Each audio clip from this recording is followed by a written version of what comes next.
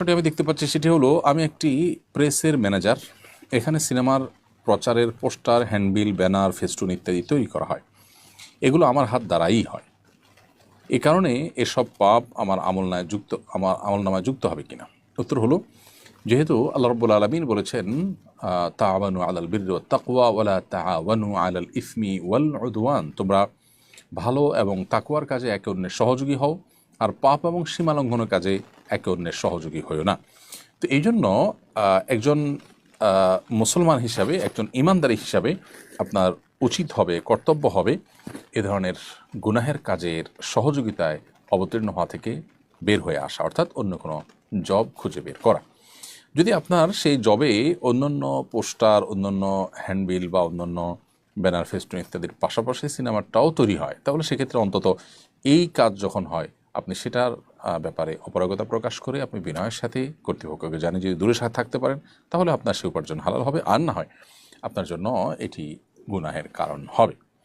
এরপরে প্রশ্ন হলো, কিছু অ্যাক্টিভিস্টকে বহু বিবাহের ক্যাম্পেইন করতে দেখা যায়, কিন্তু তাদের বিরুদ্ধে তাদের স্ত্রীদের অভিযোগের অন্ত নেই। ইসলামে বহু বিবাহের অবস্থান কি? একাধিক বিয়ে করার ক্ষেত্রে শরীয়তের কি কি শর্ত আরোপ করে?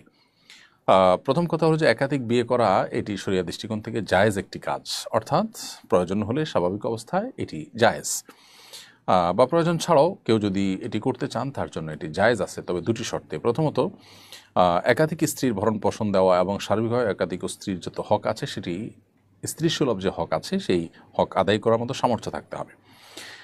দ্বিতীয় শর্ত হলো যে একাধিক স্ত্রীর মধ্যে সমতা রক্ষা করবার মতো সেরকম দৃঢ়তা, মনোবল এবং আত্মবিশ্বাস থাকতে হবে। এই দুটি শর্ত যদি পাওয়া যায় তাহলে সেক্ষেত্রে একাধিক বিয়ে করা জায়েজ।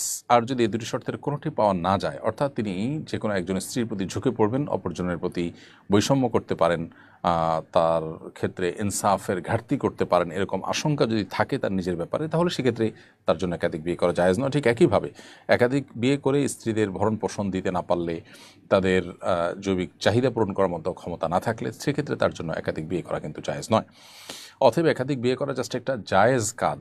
এই জায়েজ কাজকে নিয়ে অনেক বেশি বাড়াবাড়ি করা বা এটাকে প্রতিষ্ঠা করার জন্য অনেক বেশি চেষ্টা করার কোনো বিশেষ যৌক্তিকতা নেই। তবে এটা ঠিক যে আমাদের সমাজে একাধিক বিয়ে নিয়ে নানা রকমের ট্যাবু আছে এবং মানুষের ভুল ধারণা আছে, সেটি ভাঙানোর জন্য আলোচনা হতে পারে, এবং সেটি ভাঙানোর উদ্দেশ্যে কেউ যদি এই জায়েজ কাজটি করেন ওই যে শর্ত সাপেক্ষে, তাহলে সেটা মৌলিকভাবে প্রশংসনীয় কাজ। কিন্তু তিনি নিজেই যদি বেইনসাফের মধ্যে পড়ে যান এবং স্ত্রীদের হক বা অধিকার সঠিকভাবে আদায় করতে না পারেন, তাহলে সেক্ষেত্রে তার জন্য কিন্তু এটি জায়েজ নয়।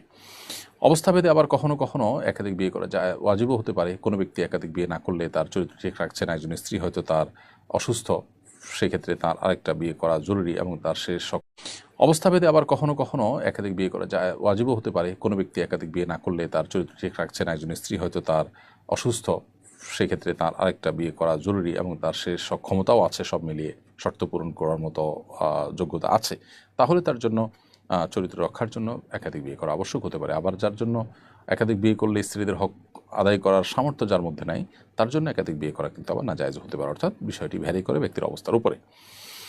এরপরে প্রশ্ন হলো, আমি আমার ব্যবসার